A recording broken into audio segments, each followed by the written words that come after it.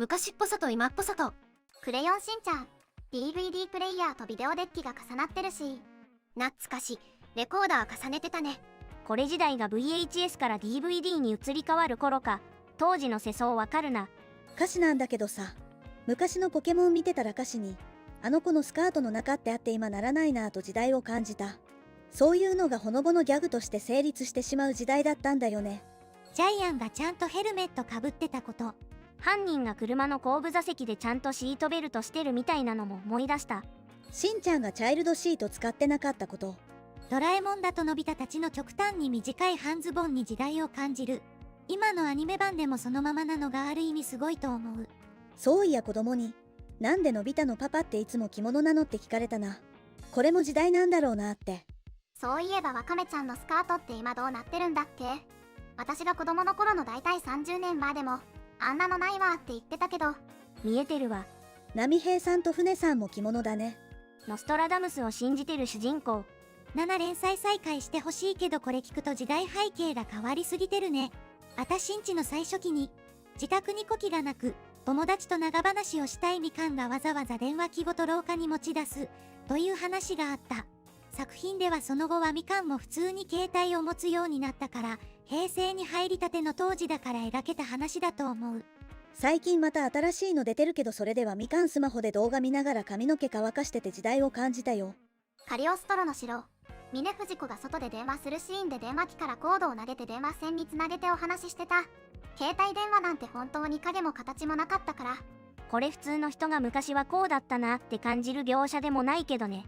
久しぶりに逆シャー見てクエスがハサウェイに固定電話から固定電話に電話かけてた。時代設定今よりはるかに先なのにスマホないんだと思った。仕方ないけど。セーラームーンスーパーの最終回。30世紀に帰るちびうさにあみちゃんがフロッピーディスクを、レイちゃんがカセットテープを渡すシーンがあった。あちゃーそれは見れないね。頭の中のフロッピーディスクに全ての情報を入力している。記憶力が優れていることの比喩だけど今なら逆に物覚えの悪い人に思える。ちびまる子ちゃんでプールで寒すぎる話があったけどこれも今とは違うよね。今はプールの授業が暑すぎて中止だよ。うちの子の学校はかなりプール授業やれなかったわ。夏の気温はあるね。こち亀6巻1997年30度だって冗談じゃないよ。おいしんぼでもあった。30度を超えてる程度涼しいな。ドラゴンボールの亀仙人のあたり、今の時代は無理だと思うことが多い。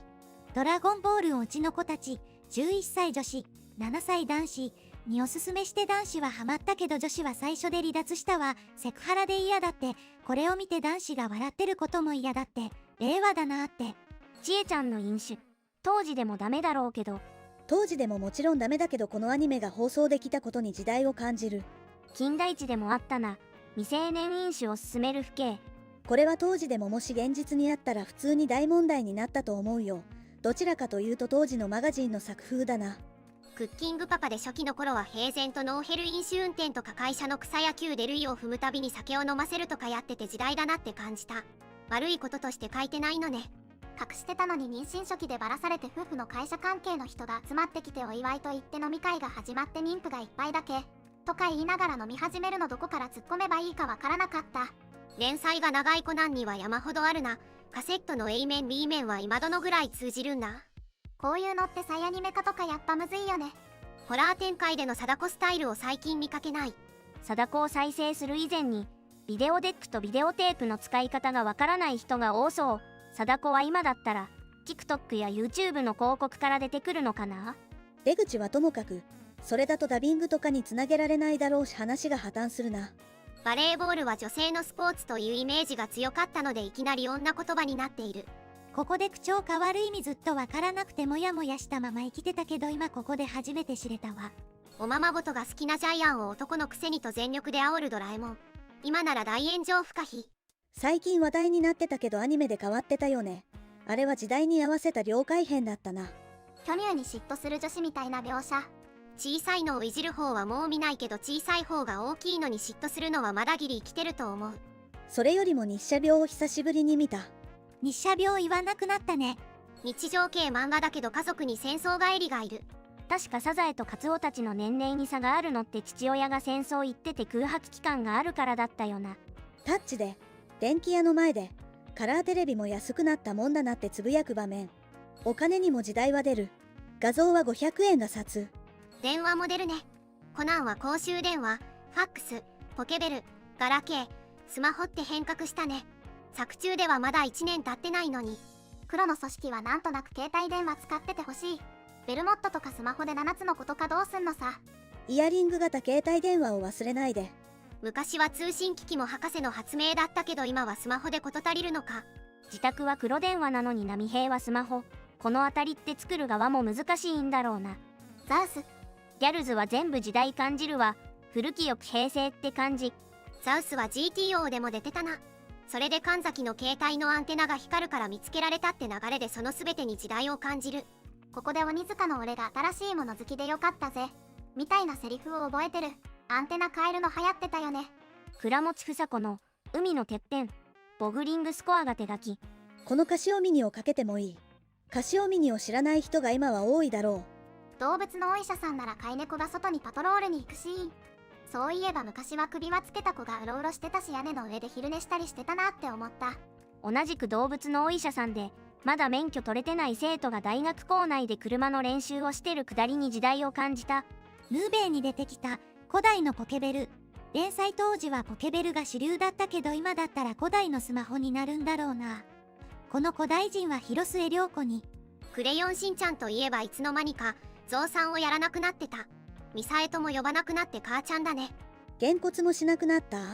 グリグリはしてたかな。 XYZ。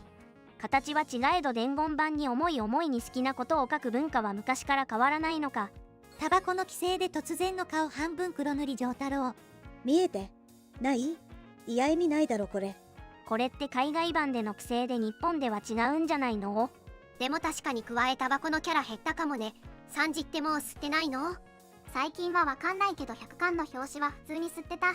海が聞こえるで FM 雑誌が出てた。昔あったよね。FM ファンとか。あとスイングボールというのかな。永久に金属の玉が動く変なオブジェも出てきてた。海が聞こえるは時代を感じることだらけだった。なんならサントラも時代感じるし本当に好き。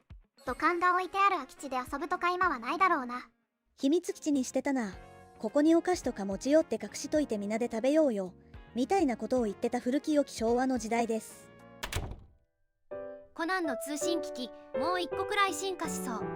初期と全然違う路線変更が成功した作品をまとめた動画も面白いです。